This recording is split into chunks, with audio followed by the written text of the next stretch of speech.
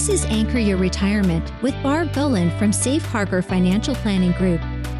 When a part of your financial strategy is out of tune, your long-term goals, your retirement savings, and your legacy can all suffer.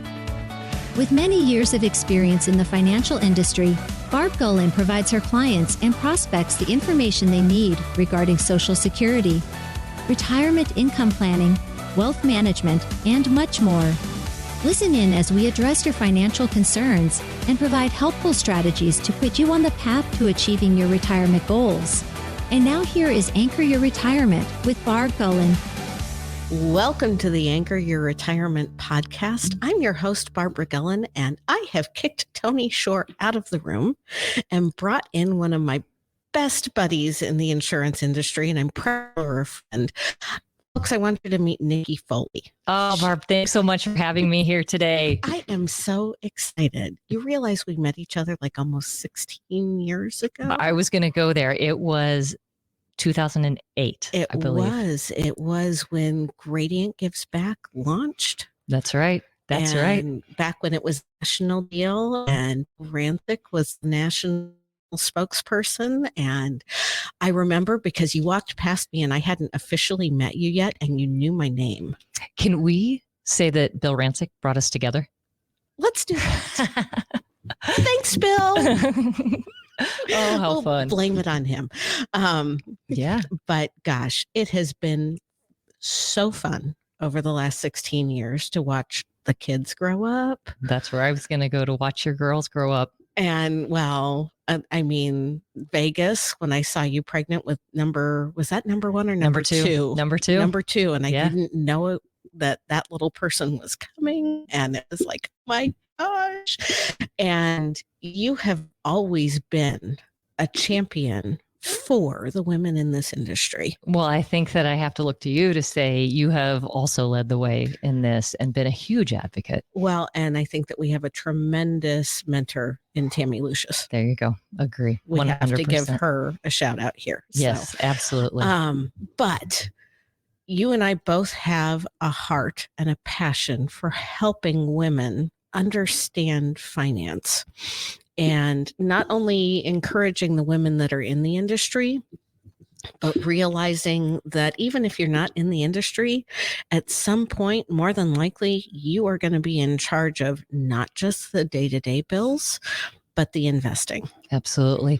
And as we were, walking here together today, Barb, we talked a little bit about how I really look at the financial services industry from more of a wealth management perspective. Mm-hmm. It is not investment management. No. There's so much more to it, especially as you start looking at how women age and their medical needs and their longevity. And we could go on and on. And the income gap and the fact that more than likely it's the woman that's the unpaid caregiver in the sandwich generation.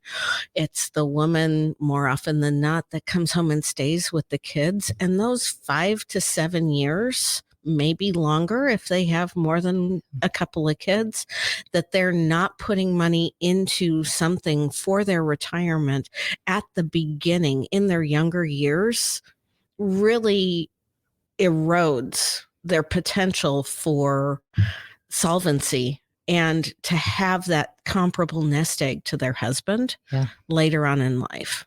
Yeah, we were just with a client last week, and they are both, they're probably mid-40s, and she is considering not working, but she's so hesitant to actually do that. And she's agreed to go part-time, but she's not going to stop working because of exactly what you said. She does not want to let go of that freedom and flexibility that comes along with having a paycheck and, putting that to work for her over time. But yet it's the juggle of they only have one kid. She's in 4th grade and she is, weighing all the pros and cons. Well, and having the autonomy, because realistically, ladies who are listening to this, if you're on the younger side of things, you're one car accident away from your life being turned on its head. Yeah. And, I am a little bit older than you. Not much. But I also have friends that are a little bit older than I am. One of whom hasn't been in the workforce in close to 30 years. and her husband lost his job. Thankfully he has a new job coming, but in that season was considering getting a job potentially to help out with cash flow, and realizing that even though she has a college education and she was very successful in her own right, and she is computer literate and all those things. I mean, it's not like she put her brain on a shelf for the last 30 years, but realizing that the marketability had changed so much, and realizing that if something catastrophic happens, there's a whole lot that has to change really, really quick. Yeah, absolutely. And I think that it's no fault. Everybody takes their own natural role in the family dynamics. And so you do what the family demands at the moment, but oftentimes that does put the female in that caregiver role. It's a very natural role for many women to take that, but then you're making other decisions along the way when you do that. And those are long-term decisions, and just knowing what role that's going to play when you make the decision today in 10 years or 20 years and 30 years. And it's scary. Yeah. So let's take a few minutes. Yeah. Let's talk about the women who are in their 20s, 30s, maybe even early 40s that are considering changing their position in the workforce, or that did change their position in the workforce. Let's go back and forth and trade ideas about what we would tell those women to do to help them in the long run. Yeah, absolutely. I think that's great. I would go first. Well, we'll put me on the spot here, but that's fine, because I think that one thing is to remain educated and remain active in what's going on in the household from a knowledge level. Oftentimes, in our household, as an example, I take care of the day-to-day. Jeff takes care of the big picture investment management side of things. And I think that is a very typical split among a household. Women are responsible for the consumer spending side of things. Right. Well, we don't send our husbands to the grocery store. We don't. Because they're going to come home lovingly. We love you guys. We really do. But they're going to come home with like bags of chips and maybe some hot dogs. Or we might get 3 calls along the way, clarification of what we're looking for. So. Well, but that's assuming that we've sent them with a list. There we go. There we go. There are very few men that you can send to the grocery store and expect autonomy and have them click through what we would need for a week or for a snowstorm. Yeah. Yeah. So I think point in that being is, remain active no matter what that role might look like, or if for whatever reason it might not work for you to maintain one of those roles, have recurring meetings with your partner and spouse so that you can stay up to speed on what is happening. And this is going to sound like my husband and I are big nerds here, but I will tell you how much I loved it. So being financial advisors, he put together a financial plan for us a couple years ago for Christmas, and that was my gift to me. But it was so important that we did that, and we keep up with it. And so we do recurring meetings on an annual basis to look at our own finances, and being a part of that and participating in that is really important. It really is. I think what women in that age group need to do is they forget to maintain their own credit independence. You need a bank account that has your name on it. Okay. And, you understand the dynamics of your marriage and your spouse. Have conversations around this. But it's important that you also have a credit card that is in your name and not necessarily just joint. Barb, I'll tell you 2 stories that are mutual people that we know that the wife has taken on the caregiver role. And in 2 scenarios, separate families, the wife did not maintain that. And they went to buy a cell phone, or they went to do the mortgage on the home, and there wasn't credit there. Right. And that is something that just, baffling, but you do have to actually that life happens to us. Yeah. And so being very aware, I think, is a big deal. Let's not forget that the generation before me, women couldn't get a credit card without their husband's permission. Okay. That makes my head spin in ways that I don't even want to fathom. But we have We take for granted the autonomy that we have as women now, but it's our responsibility to maintain that and to keep that independent credit profile. I don't want you to go into your marriage assuming that it's going to end in divorce. Okay. I want it to be forever for you. But like I said, you're a car accident away from everything being turned upside down. I'm from Kansas City, and I think it might have actually made national news a couple of months ago when we had a police officer that was killed in the line of duty because he worked for a very small municipality within the metro area that normally didn't have those situations. And he responded to a call in a neighboring community, and there was a shootout, and he was killed. He was 28 years old, and his wife, and he had 2 or 3 kids. His wife was a stay-at-home mom. I mean, with a police officer schedule, it's a little bit wonky, and it can be a challenge to continue to work outside the home when you have that scenario. But she was in a situation where he only had like 5 or 6 years with the force. He hadn't been on for very long. Life-changing issue. And I will say, if you decide to stay home, more power to you. I did it for a while. Okay. And this is me preaching from experience as much as anything else. If you're going to be that stay-at-home spouse, you can still contribute to a traditional or income permitting a Roth IRA when your spouse has earned income. So I would encourage you this year, you can do 6,500. Oh gosh. They just changed it. The catch-up provision is still 1,000. So I think they took it up to 6,500. If you're under the age of 50, $1,000 catch-up for the year you turn 50 or greater. You owe it to your future self to put that, make the sacrifices now, even if it means you pick up a side gig in Instacart or, help, trade babysitting with another mom so that you've got the time to do that kind of thing. That was my next point, Barb. We are on the same page here. It's, taking advantage of time being on your side and that compounding interest, because there's an example we use with younger investors that we see from time to time of, investing for just 10 years from the age of 25 to 35 can be significant when you go to retire at 65 versus potentially waiting till those kids get into school or whatever it might be, waiting till you're 35. You have to invest a heck of a lot longer. Do it when you're young, figure out how to take advantage of it. Well, and as a mom, you got to train up the next generation. And, my daughter got married a little over a year ago, but before then she went to work for a company that offered a 401k. Prior to then, she had not worked for a company that offered one. Okay.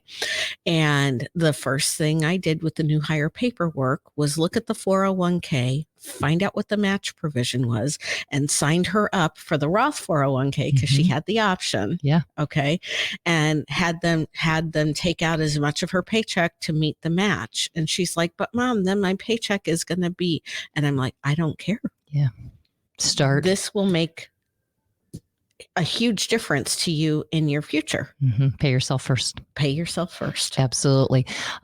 It is, I would say, and I don't, how you handle this, but if you are somebody that's not comfortable in the financial world, find somebody that is. It could be a neighbor, it could be a parent. There's a statistic out there that, and it's over 50%, that there's not conversations happening at home about financial services. And so if it is, or financial literacy. So if you are not from a family that talks about it, find somebody else. And it could be a financial advisor that's willing to have conversations and teach, because that's where their heart is. Right. And that's, that's how you and I roll. I think that it's important. I think everybody's entitled to information and knowledge. And, quite honestly, I would rather they get the information from somebody like us than, Bob at the water cooler. Yeah. Barb, I'll tell you an event that we did this last fall. There's a guy that I work out with, and he is one of our clients, and he is a big advocate for community. And he's the person at the gym that's always getting people together. And so we work out next to each other a lot of mornings. And he said, let's get a bunch of young investors together and let's have just education for them. And so we had an entire evening where we had like 23 young investors that were anywhere from 16 on up to 23 years old. Awesome. We did a short presentation. We did tacos so that it was easy. It was very relaxed. We let them ask questions. We did a panel at the end, but it's so much to know that there are resources out there in your community. And if you don't know someone, just ask. And, you know, financial advisors, we are so willing to share along the way. And so you don't know if you don't ask. No. And it's important to take the time to ask. This is literally life changing. Yeah. I mean, we both know people, we've encountered people that have come to us for help that were going to have to drastically change their lifestyle when they retired, if they retired, because nobody came alongside them and helped them. You know, you and I both work with a lot of federal employees. Yep. And I mean, how many have you guys run across that come in and they show us their thrift savings statement and it's been in the G fund for 30 years? Yeah. So often you just don't know what you don't know. Right. And people also simultaneously here don't like conflict. They don't like to talk about certain subjects. They have been conditioned that finances are taboo. You don't talk about it with others. It's more taboo than sex. Yeah. Especially in today's world that we're living in. And so there they are at age 60 or 65 and nobody told them. Yeah. I still remember investing in my 401k, my first job. My parents talk about finances. They are, we always had Money Magazine and things like that, but it wasn't them that, told me what to do and sat down. We were after work, just chit chatting. And I'd been there maybe 2 weeks. And the individual asked me, have you set up your 401k yet? I'm like, I haven't got it done yet. He's like, let's just do it real quick. Yeah. All it took. Let's do it now. Yeah. And, sometimes you just need somebody to help take that first step. Yeah. I mean, I have had women that sat across the desk from me and cried because they didn't know. Yeah.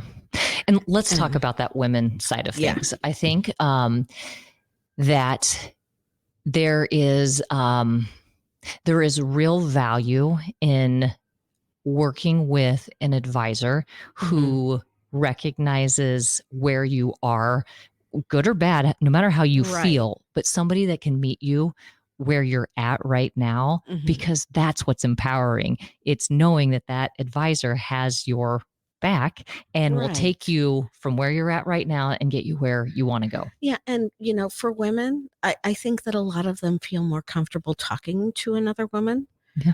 And, for every advisor that looks like you or me, there's 4 or 5 that look like your husband. Yeah. Yep. Absolutely. And it can be intimidating to sit across the desk. It's a whole lot easier to come alongside, take them by the hand and say, I've been there. I understand what it's like. When I was married, we went through a situation where my husband went, he had a big lump on his back. It looked like he was carrying a softball in his pocket for years. The doctors told him it was benign and when it bugged him enough to take it off. Well, true to form, by the time he finally got it removed, it was 4 by 5 by 3 inches, but it wasn't benign. It was cancer. Yeah. And while he was in the midst of cancer treatment, because my family has a history of breast cancer, my doctor said, I want you to go get a baseline mammogram. And so I went and did that. And there was a large shadow that thankfully just turned out to be somebody not knowing how to put me between the plates. Okay. But in that moment, when the doctor's office is calling and saying, we've scheduled a diagnostic mammogram for you, there was a large shadow, we're not sure what it was. I'm sitting there thinking, oh my gosh, I have a 10-year-old and a 3-year-old. And you're telling me that both of us could be down for the count? Mm-hmm. I think you bring up a good point in that, Barb. Yeah. Especially as parents with young kids, that is hard to digest if something was to happen to one of the partners, two in your case. And we procrastinate that because we're taking care of the kids. You got it. I went through an activity this fall, and there were many things I didn't like about it. But what I did like about it is it forced me to think about where we were at. And if something happened to one of us, how would we respond? And I found over, a period of time and going through this activity that we have our estate plan in place. We have a succession plan for our business. We have taken care of pretty much everything that we can. So we have controlled what we can control. It gave me peace, even though you never want to think about if something was really did happen, but it gave me peace in knowing that my kids, there is a plan, and they would be okay. Right. And it's the plan that you put together, not the plan that the state with their state intestacy law says, this looks like a good idea. Yeah. And so I think that's another piece, as we talked about what can you control and what advice would we give, is it is not just about the investment management side of things. Finances touch so much more. We like to say that we really do a lot with the estate planning and the tax side of things, because every financial decision you make impacts those. One of those two. You and I both run very holistic practices where we're looking at cash flow, emergency reserve, income. And with that income, you've got to look at the fund money and the old age planning and all of that, tax remediation if you need it, and estate planning. Because if you're not looking at all of it, it's like only eating green vegetables. It's good for you, but you're missing out on so much more. Yep. And so I think that's another piece of advice that I would give is get your affairs in order, even though, again, people are so hesitant about certain topics in life, one of them being estate planning and what do you want this to look like? I know that my parents did not have an estate plan in place while we were young. And I think, and we didn't know this until much later, and being in this industry, I was like, how is it possible you had 4 kids and you didn't have a plan for us? Yeah. Do it. You want to hear something interesting? Yeah.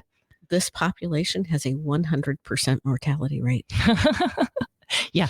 Just when is the question. And so be ready, control what you can control. Yeah. Absolutely. So, it has been, I have wanted to do this with you for so stinking long. Oh, I feel like I could just keep going. I don't know where we're at on time here. We could, but Tony's like going to go, what did you do? Well, I think just as a high level, just remembering that women have different preferences than men. They are, everybody plays a certain role within the family, but controlling what you can control, being proactive, all of those things are such a key. And we have different needs. We live longer. We tend to put off our own self-care and take care of everybody else, which can frequently mean that by the time a problem is discovered, it's a big problem. Yeah. And we need to prioritize making sure that if you live too long, die too soon, or get sick somewhere in the middle, you've got those bases covered. Absolutely. And I think just one more statement here is the financial services industry as a whole, maybe is playing a little catch up as it relates to talking to women and being able to meet them where they're at.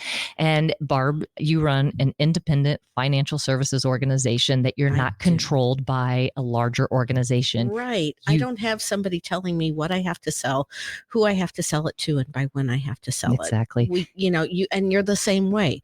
We can find solutions to meet people's needs. There you go. And for those of you listening, you can reach out to me at area code 913-553-6222 or go to the website anchoryourretirement.com. Nikki, how do they get a hold of you? Oh, thanks so much for asking. You can reach us at paladinfinancial.com. Paladin is Paladin saferharborfinancial.com or 651-842-8406. Barb, thanks so much for having me a part of this. Oh my gosh, it was amazing. It's kind of funny how between Kansas and Minnesota, we had to come to Nashville to get it done, but we did it. There we are. Thanks. Thanks so much, Barb. We'll see you soon. Take care. Bye. Thank you for listening to Anchor Your Retirement.